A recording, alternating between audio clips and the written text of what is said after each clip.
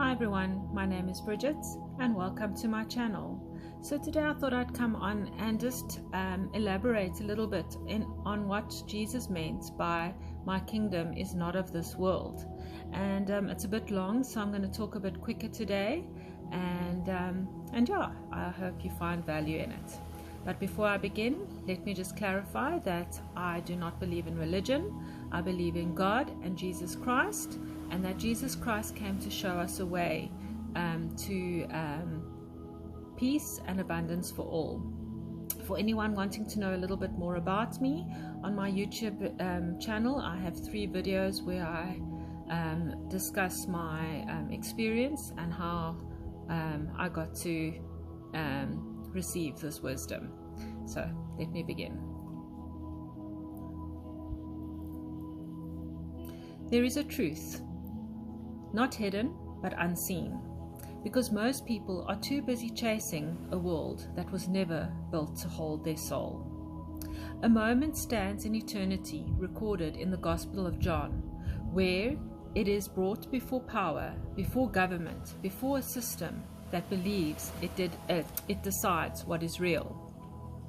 And he says, "My kingdom is not of this world." John 18 verse 36. My kingdom is not of this world. And if you truly hear what he is saying, it will shake everything you thought mattered.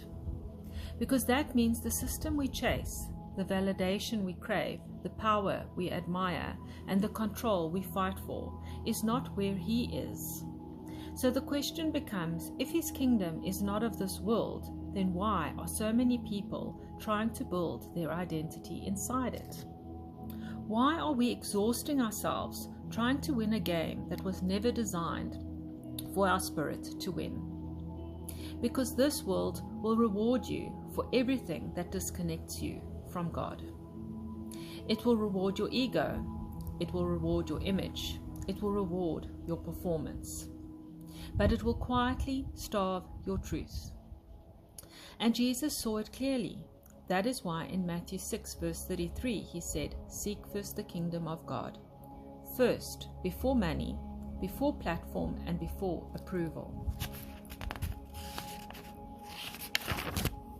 The kingdom, because if you don't find that first, everything else becomes your master. And he already warned us in Matthew 6 verse 24, no one can serve 2 masters. Not sometimes, not a little bit, no one. So when Jesus stands before Pilate, he is not intimidated, he is not defensive, and he is not trying to prove himself. Because you don't prove truth, you stand in it.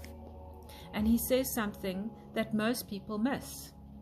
If my kingdom were of this world, my servants would fight. Let that sit with you, because that exposes something deep.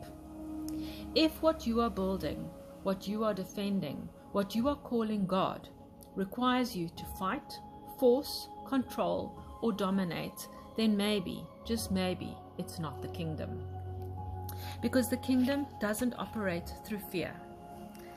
It doesn't move through manipulation, and it doesn't demand control. It flows through truth, and truth doesn't need violence to validate itself.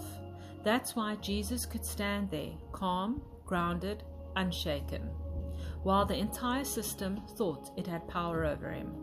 Because what they didn't understand is this: you cannot control someone who is not rooted in your system.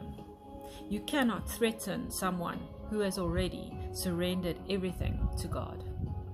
You cannot defeat someone who is aligned with truth. And that's the invitation most people ignore. Because we've been conditioned, trained, programmed to believe that power looks like dominance, that winning looks like being on top, that success looks like being seen, heard, and followed. But Jesus flips it completely. He says in Luke 17 verse 21, the kingdom of God is within you. Within you. Not in the system, not in the crowd, and not in the approval of people. Within. Which means you can have everything the world offers and still be completely outside of his kingdom. and you can have nothing and be fully aligned with it. So what does that mean for you? It means the battle is not out there.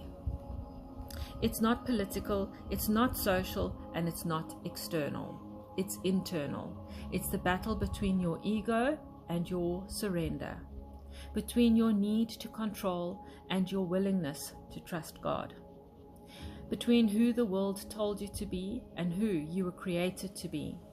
Romans 12 verse 2 says, "Do not conform to the patterns of this world, but be transformed by the renewing of your mind." Not adjusted, not approved, transformed. I know I'm repeating these things in my video, but it's important, because you cannot think like the world and live in the kingdom. You cannot chase validation and walk in truth. You cannot serve both. And this is where most people get uncomfortable, because they want God, but they also want control. They want truth, but only if it doesn't cost them their identity. But Jesus never taught comfort. He taught surrender. He said in Luke 9 verse 23, "If anyone would come after me, let them deny themselves." Deny, not decorate. Release, not manage. Let go of the version of you that was built by the world, because that version cannot enter the kingdom, and this is why most people miss it. Not because it is hidden, but because it requires everything. It requires your pride, your image, your need to be right, and your attachment to how things look. Everything. And when you let go, when you truly surrender, something shifts. You stop reacting, you stop chasing, and you stop needing the world to validate you. Because you are no longer rooted in it. You are rooted in truth. And Jesus said in John 8 verse 32, "You will know the truth, and the truth will set you free." Free from what? Free from fear, free from control, and free from illusion that this world has authority over your soul, because it doesn't, and it never did. That's why Jesus could stand before power, not bow to it, because he was aligned with it, something higher, something eternal, and something unshakable. And that same invitation is extended to you. Not to follow a system, not to chase a position, but to enter the kingdom, not by force, but by surrender, not by striving, but by alignment. So hear this clearly. You are not here to win in this world. You are here to come out of it, to renew your mind, align your heart, and walk in truth. Because the moment you truly understand what Jesus meant when he said, "My kingdom is not of this world," is the moment you stop living like this world defines you and start living like you belong to something greater. So the question is no longer what can I gain here? The question becomes what is ruling me? Because whatever rules you is your kingdom. So choose wisely, because one will fade and the other cannot be shaken. So that's my message today.